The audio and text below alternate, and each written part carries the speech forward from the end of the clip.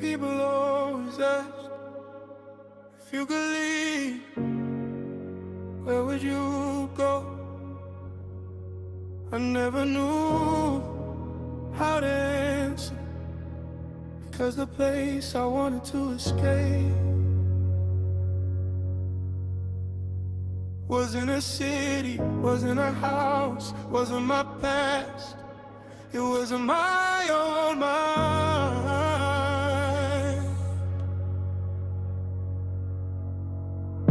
Every morning started with a conversation nobody else could hear. 100 voices speaking at once, one reminding me of every mistake, one predicting every failure, one convincing me that hope was just another word people use when they never felt. This kind of darkness, I stand in front of the mirror, not looking at my reflection, looking for the person I used to recognize. Somewhere between growing up and giving up, I lost them. The scary part wasn't that I was hurting, it was how normal the pain had become. The lights were on, the world kept moving, but inside every hallway led back to the same place, darkest room.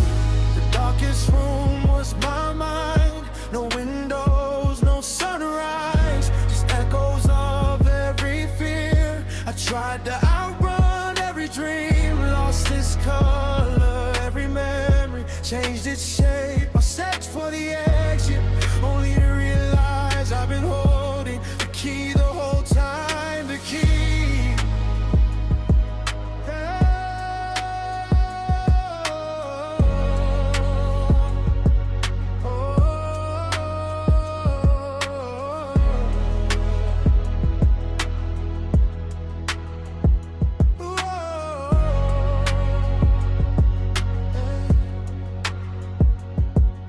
Stop feeling like rest. It became a temporary escape. I closed my eyes, hoping tomorrow would feel lighter instead. The same thoughts were waiting before my feet touched the floor. I became an expert at looking fine. I answered every question with confidence, while secretly wondering how much longer I could keep pretending. People praised my resilience. They never saw the nights when silence became louder than music, when every regret found a seat at the table inside my head. There were birthdays I smiled through without feeling present, conversations I barely remember because my thoughts were louder than the people standing beside me. I watched life move forward like a train leaving the station. I stood there holding a ticket, too afraid to climb aboard. I kept asking, when will I feel normal again? Baby, I never needed to become the person I used to be. Maybe I needed to become someone who had learned how to survive without losing me or girling at hope. If tonight I stop looking for a door, I stopped waiting for someone else to rescue me. I sat in the middle of the darkness, not because I gave up, because I was tired of running for the first time. I listened without believing every voice. Some were fear, some were guilt, some were wounds that never learned how to heal, but none of them were me. Feel it. Feel it. Bit in a hive like thunder. It sounded more like a whisper. Try again. One more morning, one more step, one more breath. I stopped measuring progress by perfection, started measuring it by persistence. Some days the room still felt dark, but now I knew darkness couldn't erase the fact that light still existed. I finally understood that healing wasn't forgetting, it wasn't pretending the pain never happened. It was learning to carry the memories without letting them carry me. The room didn't disappear, I simply learned where the windows had always been.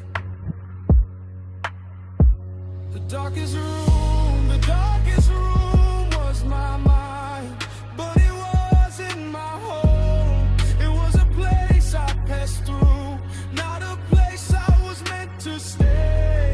The fear still remembers my name, but hope answers louder now. Every broken piece is becoming something strong.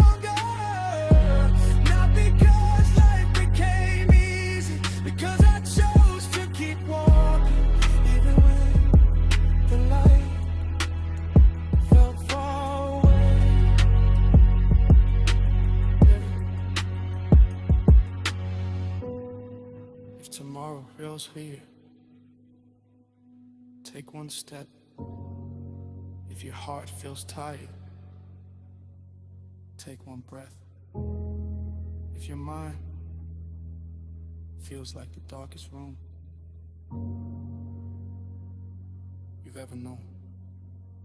Remember this, lives are built with doors, nights are followed by mornings, and no darkness has ever stopped the sun from rising. Maybe it takes longer than you hope, maybe healing doesn't look the way you imagine, but as long as you're still here, your story is still being written, and every page you survive is another reason to believe the next chapter can hold million life in the